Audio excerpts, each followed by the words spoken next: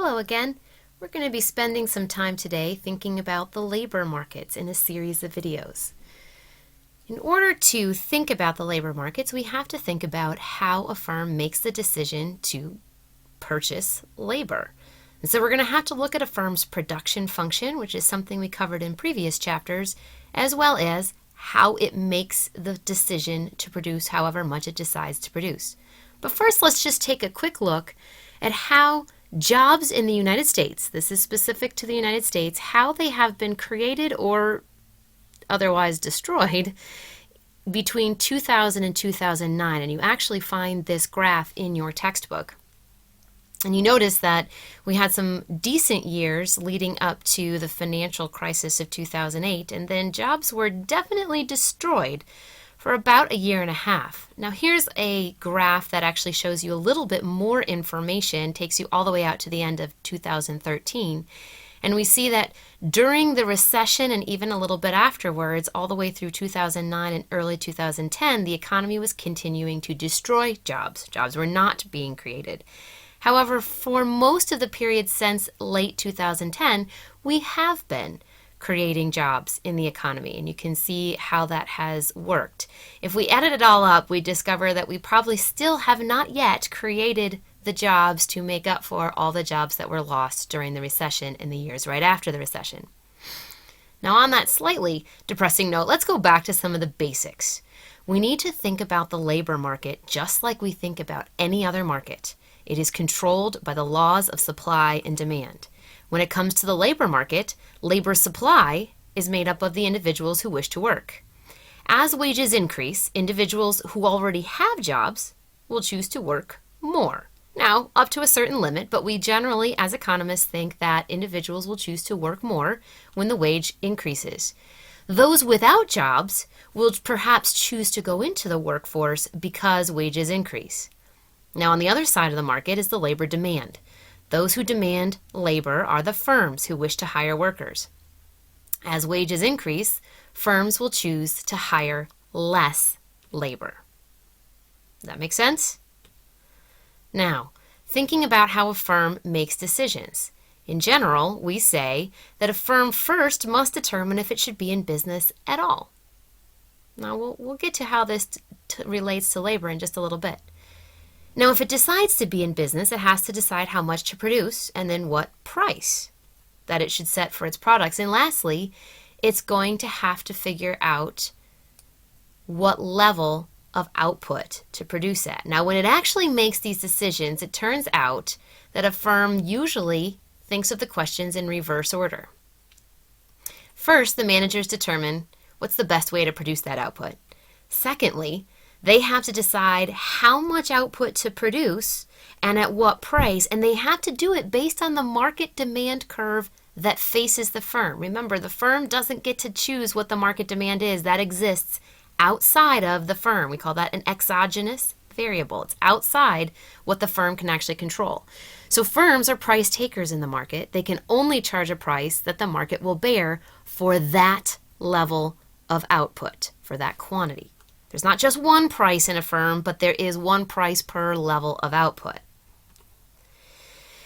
In choosing the output level, they also then have to decide how much the market will actually handle. They can't produce more quantity than the market will handle. And then if they can determine that there is a way to produce output that can be done at a price that the market will bear, at an output level that the market will bear, well then the firm will decide that it's worth being in business.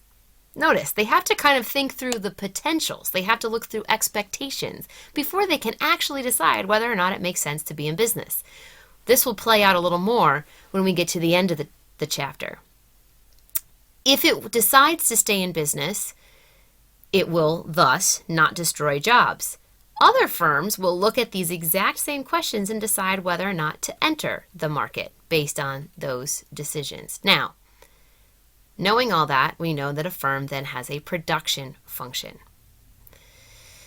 We look at a production function in your book as actually not an equation, but we saw it in terms of a chart. They showed us a picture, and we see that there are essentially four major inputs to producing an output.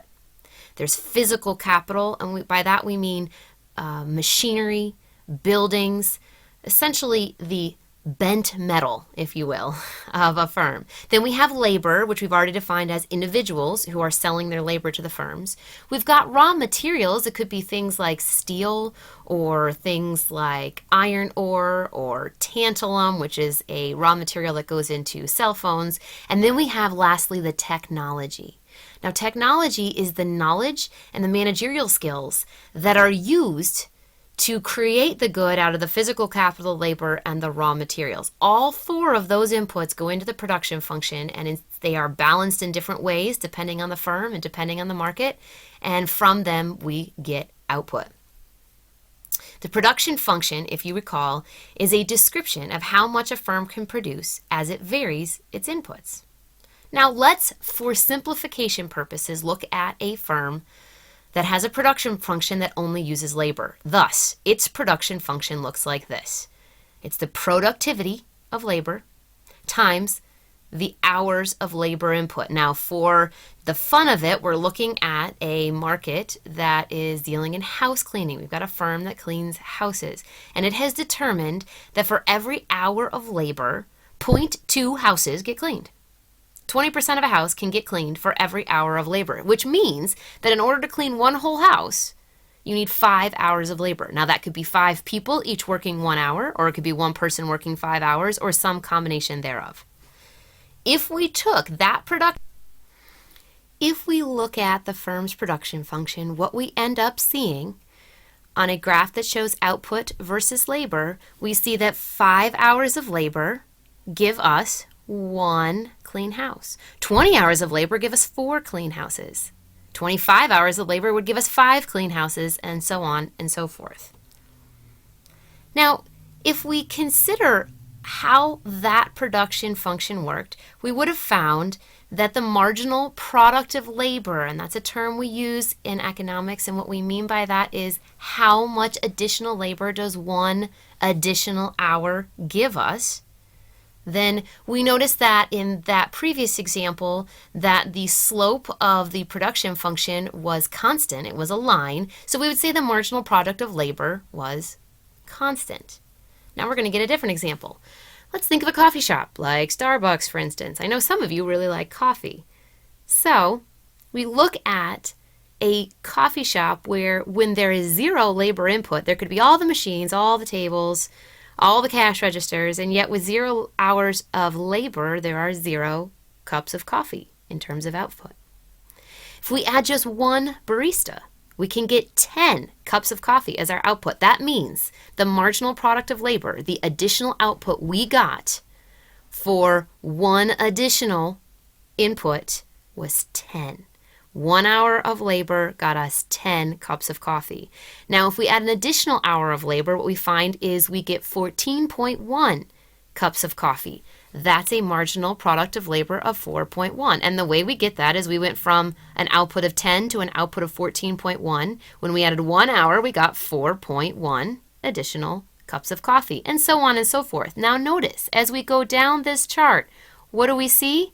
Well, assuming that all the other inputs were staying equal. We didn't add any additional machines. We didn't add any size or to our cafe. We didn't add anything else. All we added was an additional hour of labor. We notice that every additional hour of labor has a smaller and smaller addition to output. What we basically say is that the greatest marginal product of labor happened when we went from 0 hours to 1 hour, and after that, the marginal product of labor decreases. So, if we looked at the production function for this coffee shop, what we would find is that the marginal product of labor curve is not constant, not a straight line like it was in the house cleaning business. It curves, and we see that the slope of the line is much steeper right here and gets shallower and shallower out here. The marginal product of labor, as seen in the slope of the line, decreases as we increase labor. So, as a reminder, the production function of a firm has all of these potential inputs. We also notice that every additional hour of labor gives us a positive increase in output. However, that positive marginal product of labor does diminish as we continue to add labor. Now moving on, we think about the cost overall that the firm must face. It's not just about labor, but let's look only at labor for the purposes of this chapter.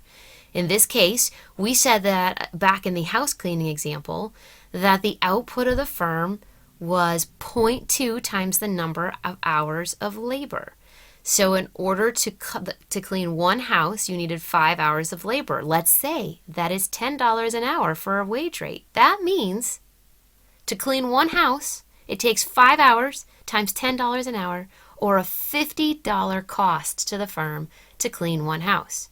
Now, your book went through a little bit of algebra. Don't get all hung up in the algebra, but what it does do is it shows you that overall the cost of production in the firm, if we look at the algebra, ends up being the wage rate divided by the overall productivity, which productivity, by the way, was seen in 0.2 houses are cleaned per hour, multiplied by the total amount of output. Obviously, the more houses the firm cleans, the higher the cost to the firm, right? And all of that was dependent on the wage rate and the productivity of each hour of labor. In the house cleaning example, then, what we see is a cost function that shows us the marginal product of labor was constant. Again, this was a straight line where the slope stays constant the whole way, and the marginal cost for the firm was constant because there was only one input, it was labor, and it has a constant slope. In the coffee shop example, if you recall, we saw a line that was more curved because the marginal product of labor was diminishing. This is normal. In which case, if the normal case is that marginal product of labor generally diminishes as we add more labor and as we do more output, then we would say that the marginal cost for the firm continues to increase as we increase output, but it also increases at an increasing rate. Now, don't get hung up on that. Just think about this carefully. Because each hour of labor costs the same per hour, but it is less productive as we add more labor, then what we see is that the marginal cost actually increases at an increasing rate, causing a curved line.